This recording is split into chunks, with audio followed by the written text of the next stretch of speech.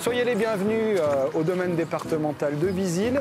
Derrière moi, vous avez le musée de la Révolution française, qui donc est un des 11 musées du réseau départemental des musées de l'Isère. Donc le domaine de Visil, c'est un domaine accessible au public et ouvert, qui appartient au département de l'Isère depuis 1973. Ici, vous avez une première partie du domaine qui est un parc dit paysager, avec à peu près 280 arbres très anciens et avec des essences remarquables. Et puis derrière nous, vous avez donc le château de Lesdiguières. Alors, comme vous savez, le duc de Lesdiguières était un des grands personnages de l'histoire dauphinoise. Il a servi plusieurs rois, 3. Et puis en 1602, il décide à Visil de construire son château ducal. Alors sur l'éperon rocheux, là, peut-être on le voit à l'image qui est juste là, vous aviez un ancien château qui était là depuis des temps immémoriaux, sans doute depuis le 8e ou le 9e siècle. Et avant ce château était installée ici une garnison avec des légionnaires de Rome.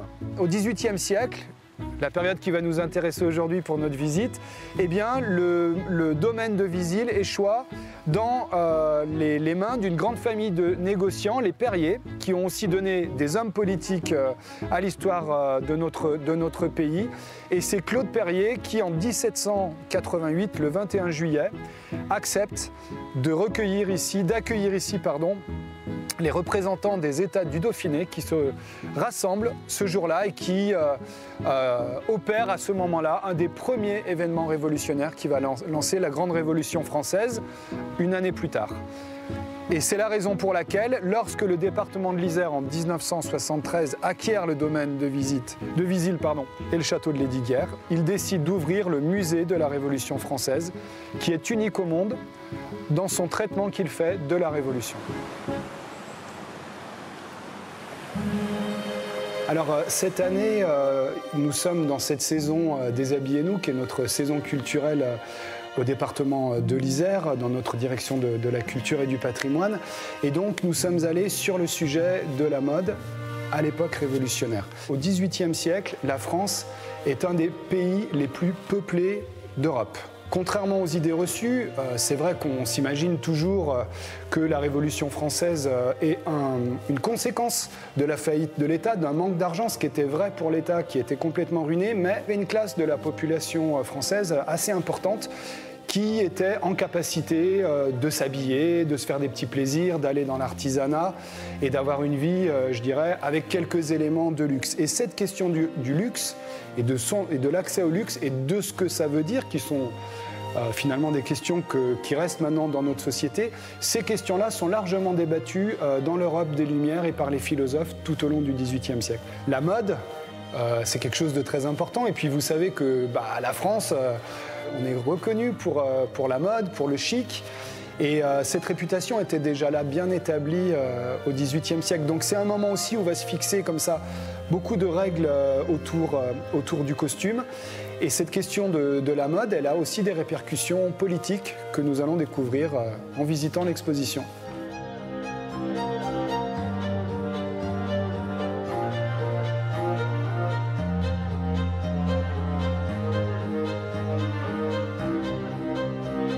Et voilà, donc nous sommes au tout début de cette exposition « Comment m'habillerais-je » au musée de la Révolution française.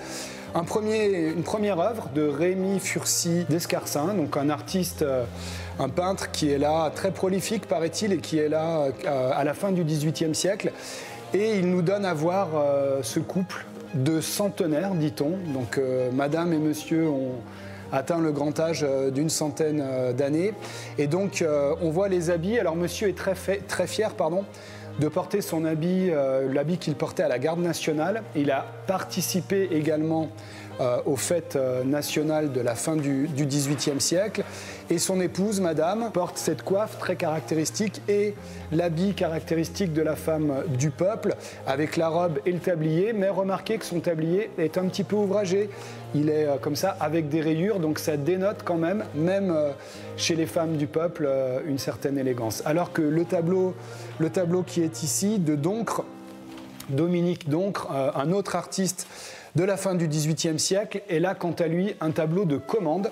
C'est un personnage qui s'appelle Joseph Lecoq, qui est juge et que l'on voit ici dans son habit de juge, un habit noir qui a été réglé par la loi en 1789-90 par des décrets. On a obligé les juges à porter ce type-là d'habit. Donc voilà qui nous documente sur comment étaient habillées les personnes qui participaient à la justice.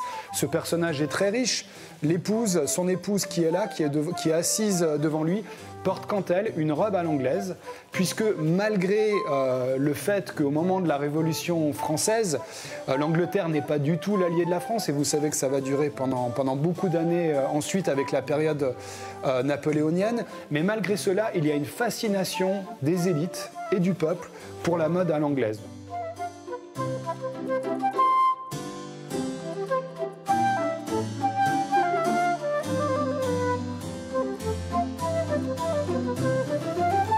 Comment m'habillerais-je? C'est le titre de l'exposition que vous visitez et que vous pouvez voir au Musée de la Révolution française cette année.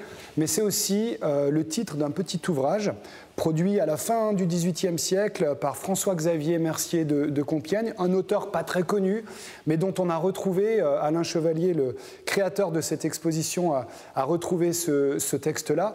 Et donc dans ce texte, l'auteur se plaint puisqu'il dit « Ah là là, c'est pénible maintenant, quand je vais au théâtre et que je bouscule un monsieur ou une dame, son habit ne m'indique plus à quelle classe sociale il appartient. » Peut-être exagère-t-il un petit peu, puisque les personnages que vous avez ici sur ces gravures anonymes, il n'y a aucun doute, ce sont des personnages révolutionnaires. Vous avez ici le sans-culotte. Alors, malgré tout, le sans-culotte est habillé. Il a un pantalon qui fait évocation, enfin qui rappelle le pantalon du paysan, de l'ouvrier ou du marin, mais qui n'est pas la culotte du noble que nous verrons tout à l'heure. Et puis il a ses habits de guerre, hein, si je puis dire, avec le sabre, avec le fusil, et bien entendu, je dirais le hit de la mode de cette époque-là, qui est le bonnet phrygien. La dame, quant à elle, donc, elle porte une robe, elle porte également la cocarde et le fichu, et elle est armée. Donc à cette époque-là, évidemment, on représente souvent les dames et les citoyennes comme étant armées, et elles participent tout à fait aux insurrections.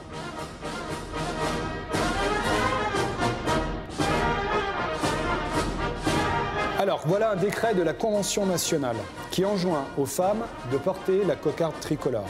La Convention nationale, sur la proposition d'un membre, décrète que les femmes qui ne porteront pas la cocarde tricolore seront punies de 8 jours d'emprisonnement, et les peines comme ça sont graduées. Donc vous avez ici dans cette exposition l'original du décret de la Convention nationale, et qui est un prêt de la Bibliothèque nationale de France. L'Assemblée va légiférer pour obliger les citoyens à porter la cocarde. Et ça va donner lieu à des polémiques, à des écrits, à des disputes, à des bagarres, puisqu'il y a certains endroits où la cocarde sera interdite. Et c'est là où finalement l'histoire vient nous apporter une leçon. Elle nous en donne sans doute tous les jours, mais celle-là est assez intéressante. C'est que dans le fond, cette Révolution française qui voulait l'égalité entre les personnes au maximum, qui promouvait, qui se battait contre les inégalités, eh bien, impose aux citoyens, aux citoyennes, de porter un accessoire de mode.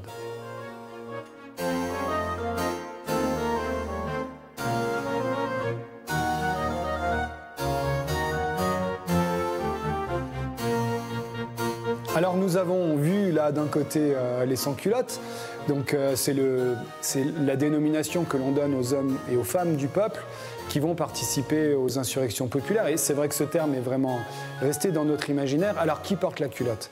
Alors au XVIIIe siècle, eh bien, c'est l'habit masculin qu'on voit ici, et on voit que cette culotte et cet habit est en fait composé de 3 parties. Une partie est une chemise, une sous-chemise qui est portée près du corps. Une autre partie est une veste qui vient dessus.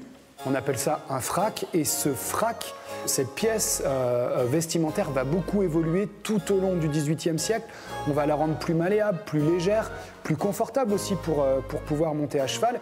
Et vous verrez donc en regardant cette silhouette, en regardant ce costume qu'il y a dans l'exposition du Musée de la Révolution française, que ce style-là de silhouette s'ancre totalement encore dans nos habitudes, et que ça inspire totalement encore, jusque récemment, on peut dire, les messieurs dans leur style de vêtements et dans leur mode.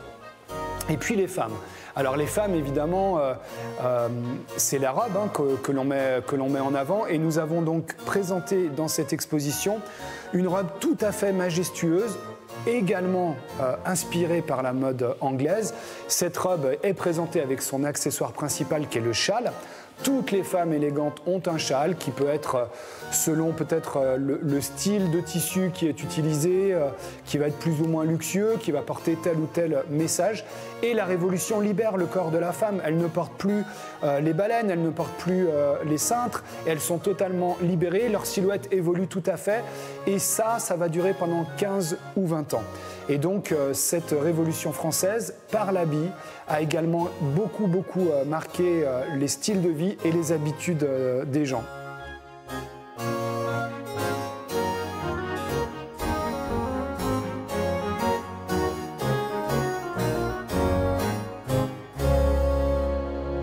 Et ben voilà, on était ravis de vous accueillir au domaine départemental de Visil, musée de la Révolution française, pour cette découverte de notre exposition.